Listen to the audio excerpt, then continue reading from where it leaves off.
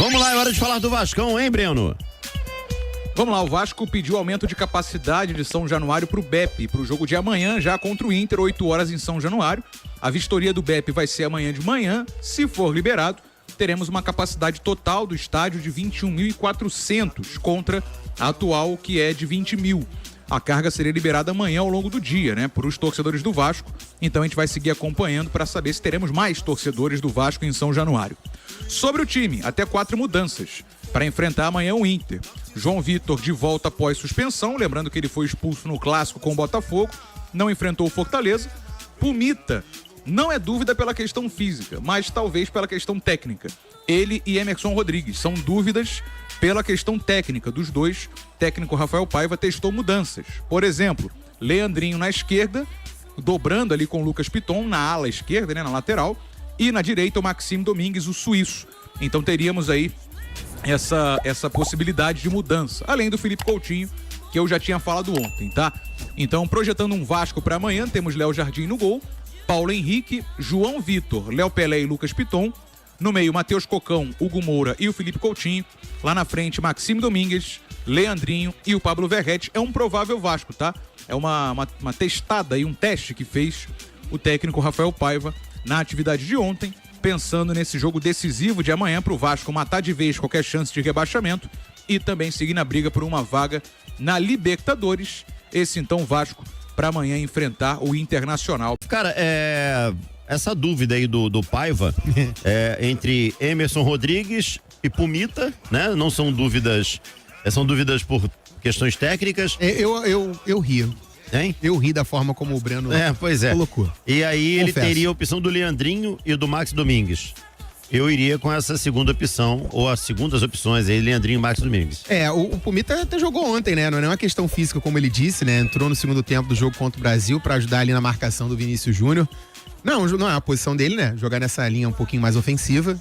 Eu sou mais inclinado ao Leandrinho, mesmo ele sendo um lateral esquerdo de origem e entrar em contradição até no que eu disse, mas eu acho que tecnicamente ele pode agregar mais. Entregar mais nessa dobradinha pelo lado canhoto do ataque, ou então até mesmo pelo lado direito, pela capacidade de drible, pelo vigor também físico. Acho que tecnicamente eu iria de Leandrinho, Azevedo.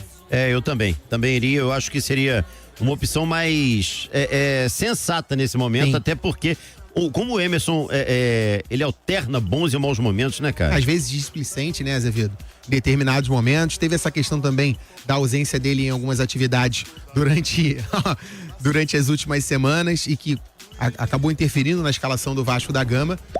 Não é um jogador que me encanta muito, mas acaba sendo importante. Mas fica também a reflexão pro Vasco para a montagem do elenco da próxima temporada, né? Porque já não é o primeiro ano que o Vasco tem esses problemas nas pontas. Na temporada passada existiu até uma alteração tática para tentar evitar ou sanar esse problema da ausência de opções para o lado do campo, e o Vasco fecha mais uma temporada sem essas opções para o lado. Lógico que saídas de jogadores importantes, também algumas lesões que não estavam previstas, mas o Vasco precisa de fartas opções, não só aquela opção de qualidade, mas também em número, para ter possibilidades táticas alternativas para uma temporada cheia, né?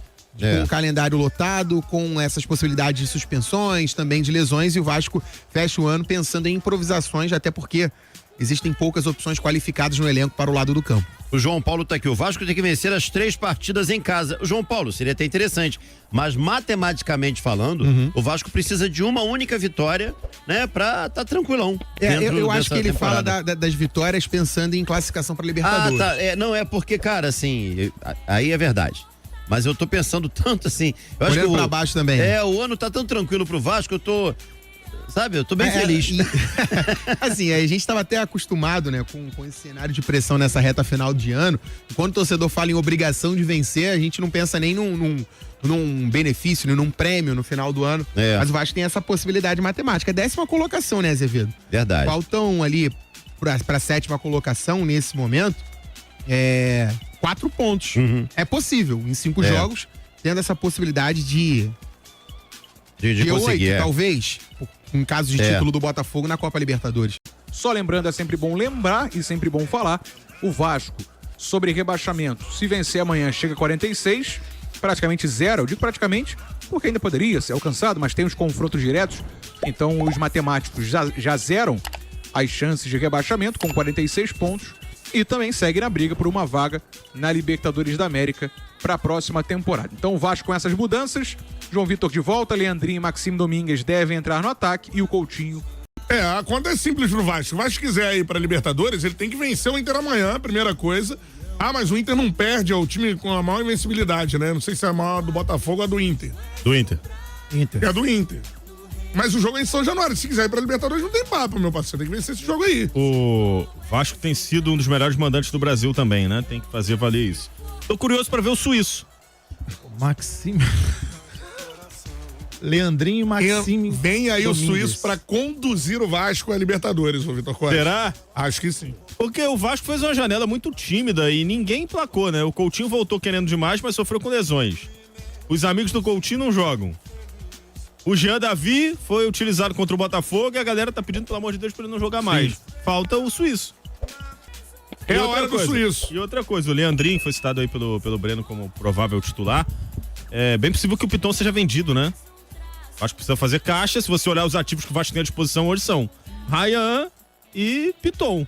Jogadores com potencial de venda. É bom dar rodagem pro menino. E além do suíço, pelo visto, vem aí o Gregão no Vasco, né? Olha a cara já... do Gregão, você já viu? E o Vasco É o está pedindo Vasco. na justiça 30 milhões de reais para o Ramon Dias, de rescisão do contrato. Lembrando que o Ramon Dias pediu demissão na visão do Vasco em abril, depois daquele 4-0. O Ramon chegou a alegar, né? A gente teve essa guerra de narrativas aí, vai seguir tendo, de quem saiu, né? O Ramon Dias pediu para sair ou ele foi saído? Vamos aguardar na justiça. Quem defende o Vasco é o advogado Juan de Dios Crespo, que também já defendeu Neymar, Zidane e Messi. E tem viralizado recentemente a declaração do Ramon de que o Corinthians é maior do que o Vasco, né? Então a disputa na justiça acaba alimentando mais essa questão aí, mas o Vasco querendo 30 milhões do Ramon Dias.